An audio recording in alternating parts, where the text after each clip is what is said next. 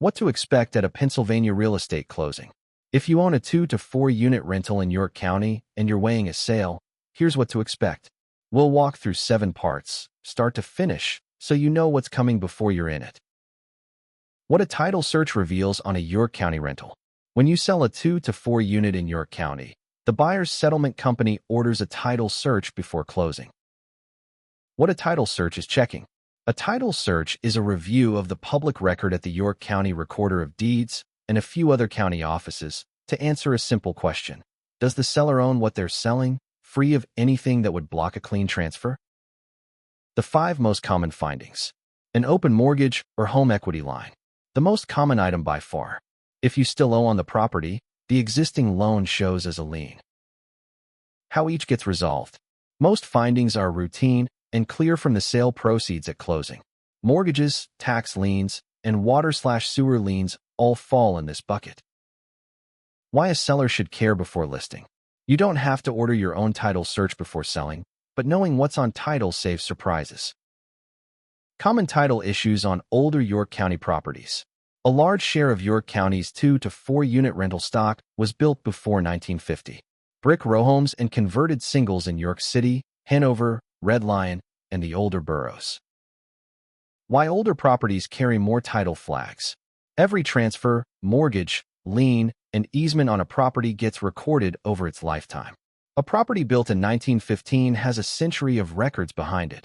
A property built in 1995 has far fewer. Old liens that were never released. A lien gets recorded when a debt applies to the property. A release gets recorded when it's paid. Missing or outdated surveys. Many older York County lots have never had a modern survey. Property lines were described in old deeds using meets and bounds language. Thence north along the Miller line 80 feet. That references markers, neighbors, or fences that may no longer exist. Estate and inheritance handoffs. A property that passed to the current owner through a parent's or relative's estate can carry a title gap if the estate was never properly closed or the deed into the heirs was never recorded correctly. Easements that no longer match reality. Older neighborhoods have shared driveways, party walls, alley access, and utility rights of way that were recorded generations ago. Sometimes the recorded easement no longer matches how the property is used. The shared alley was paved over.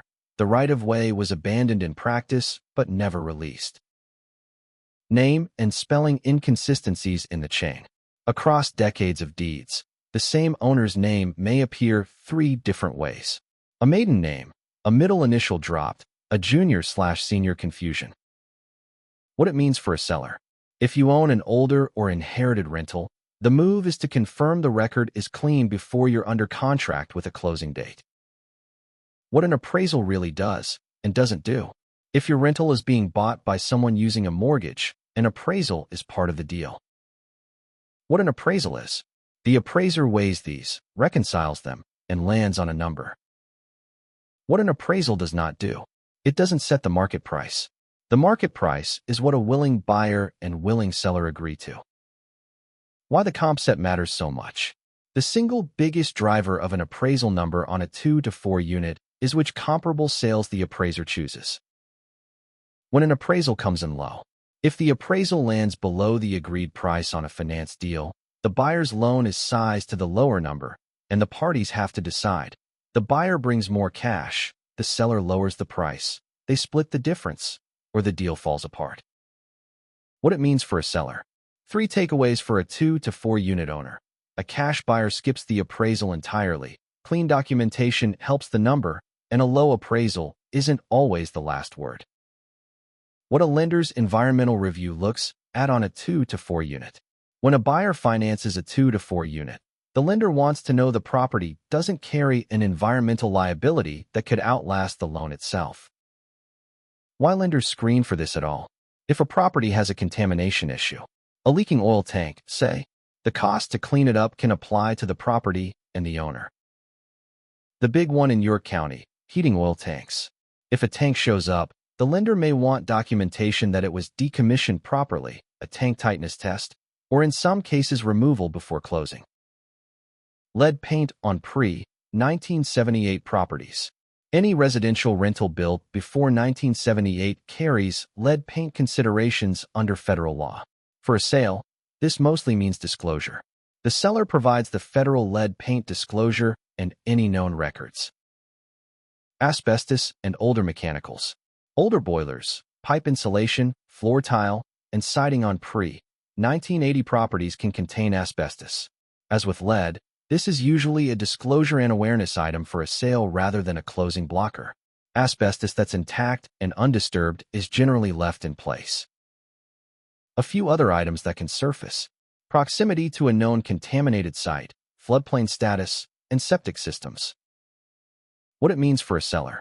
For most 2 to 4 unit owners, the environmental review comes down to one question: is there an oil tank, and is its paperwork in order?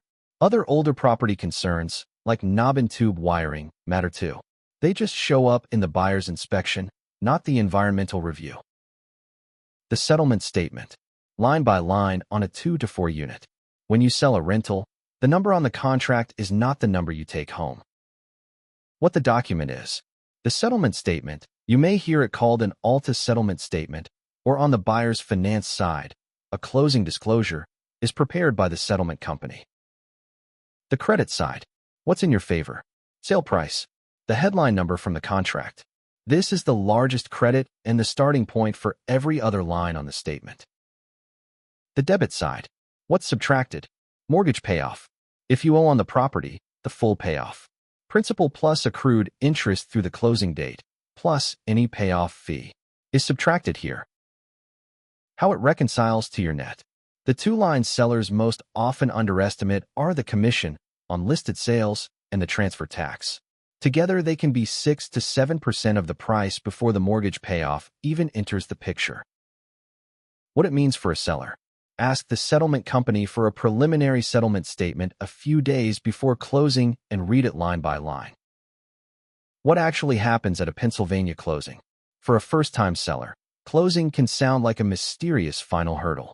In practice, a Pennsylvania closing is a fairly short, structured meeting, often 30 to 60 minutes, where the documents get signed, the money moves, and ownership transfers. Where it happens and who runs it. In Pennsylvania, closings are typically handled by a settlement company or title company rather than at an attorney's office, though an attorney can be involved. Who's there? On a direct, agent-free sale, it can be as simple as the buyer, the seller, and the settlement officer. And if you can't attend in person, there's the mail-away closing. You sign your documents in front of a notary wherever you are, and they're sent in for recording, instead of meeting at the settlement table. What gets signed? The seller's documents. The seller's stack is shorter than the buyer's. The buyer signs all the loan documents. Your key documents, the deed, the settlement statement, and transfer tax forms. When the money moves.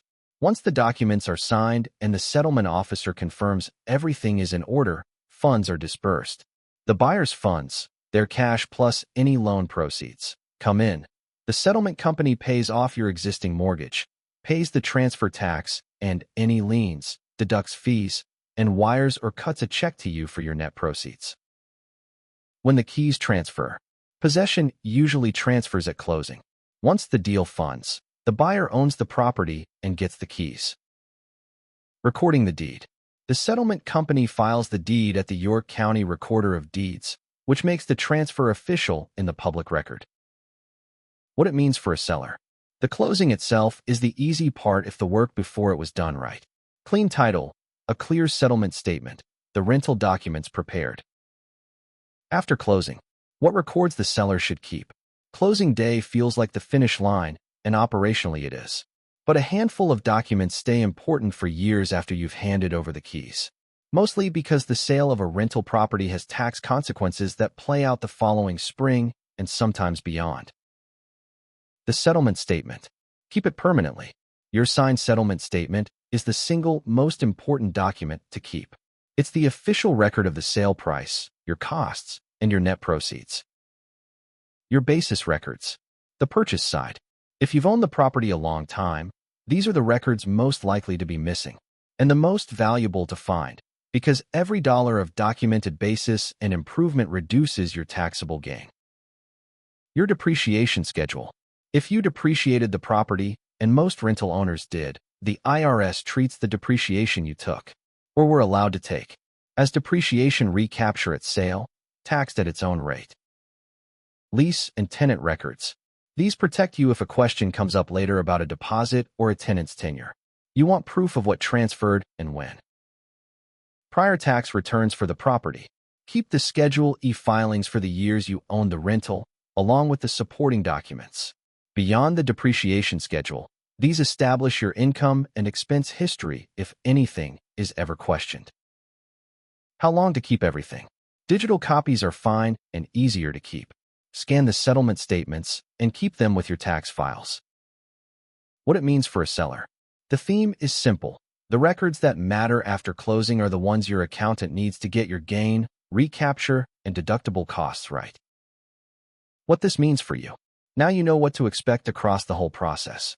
The owners who go in informed have the smoothest sales, fewer surprises, better decisions, and a cleaner path to closing. Want to talk through yours? Ed Lane, a local buyer in York County, is actively buying 2 to 4 unit rental properties directly from owners. Free landlord guide and a direct line at yellowhousebuyers.com.